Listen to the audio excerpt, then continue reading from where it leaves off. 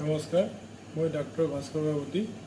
আপোনালোকে জানেনে যে সাধাৰণ কঁকালৰ বিষটো আমাৰ নিজৰ ভুলৰ কাৰণেই ছায়াটিকা বিষ হ'বগৈ পাৰে। কি কৰিলে কঁকালৰ বিষ গৈ ছায়াটিকা হ'ব পাৰে সেইটোকে মই আপোনালোকক কওঁ, বা কি ভুল কৰাৰ কাৰণে কঁকালৰ বিষ গৈ ছায়াটিকা হ'ব পাৰে সেই কথাটো আপোনাক ক'বলৈ আহিছোঁ।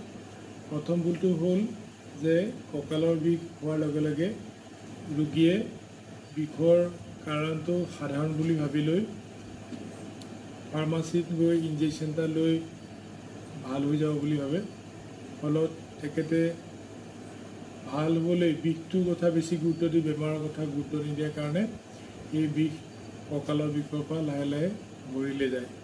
ছেকেণ্ড কথা হ'ল যে বহুত ৰোগীয়ে বিষটো উপশম পাবলৈ ঠাণ্ডা পানী সেক নিদি গৰম পানী সেক দিয়ে।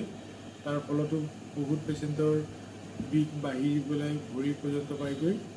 থাৰ্ড হ'ল যে কিছুমান ৰোগীয়ে মালিচ কৰায়, অৰ্থাৎ বিষৰ কাৰণটোৰ কথা উপলব্ধি নকৰি ওচৰত মালিচ বা পেহেলৱান তেনেকুৱা ওচৰলৈ গৈ বিভিন্ন ধৰণৰ মালিচ কৰাৰ ফলত সেই বিষটো অত্যন্ত বাঢ়ি যায়। তাতকৈও কিছুমান ৰোগীয়ে এনেকুৱা কৰে যে বেলেগৰ এডভাইচ লৈ, গাঁৱৰ মানুহৰ এডভাইচ লৈ সেই বিষটো কিছুমান কৰিব নলগীয়া কাম, অৰ্থাৎ ব্যায়াম বা যোনটোত তেখেতে ৰেষ্ট ল'ব লাগিছিলে সেইটো ৰেষ্ট নলৈ ব্যায়াম কৰি বিষটো বঢ়াই দিয়ে। গতিকে কি আমি কৰাটো উচিত যাৰ কাৰণে এনেকুৱা নহ'ব, অৰ্থাৎ কঁকালৰ বিষটো গৈ ছায়াটিকা নহ'ব, সেইটো আপোনালোকে জানি লওক। প্ৰথম হ'ল যে বিষটো সদায় কাৰণটো জানিবলৈ চেষ্টা কৰিব।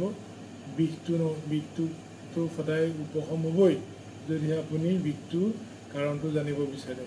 গতিকে কঁকালৰ বিষত যিহেতু ডিস্কটো ফাটাৰ ফলত কঁকালৰ বিষটো আৰম্ভ হয়, হাঁচিয়াই হওক বা কাহিয়ে হওক বা হাউলিয়েই হওক, গতিকে বিষটো এদিনতে উপশম বা লগে লগে উপশম কৰাৰ চেষ্টা নকৰি আপোনালোকে অকণমান ৰেষ্ট ল'বলৈ চেষ্টা কৰক।